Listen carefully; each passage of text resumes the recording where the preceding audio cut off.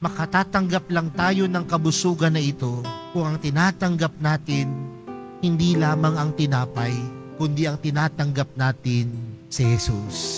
Dahil kung ang tinatanggap natin si Jesus, aalisin ito ang lahat ng kagutuman, aalisin ito ang lahat ng kapaguran, aalisin ito ang lahat ng kahirapan. Makita lang natin na ang tinatanggap natin hindi lamang tinapay, makita natin na ang tinatanggap natin si Jesus. Sa pag-ibig ng Diyos, papawiin niya ang lahat ng kagutuman ng ating puso at kaluluwa. At yan ang ginagawa ng Eukaristiya. Yan ang ginagawa ng pagdalo natin ng banal na misa. Hindi man mabusog yung laman ng ating tiyan, pero busog sa buhay pananampalataya natin ay ang ating puso at kaluluwa. At sino ang makabubusog ng ating puso at kaluluwa? Walang iba, kundi ang mahal na pong Jesus Nazareno.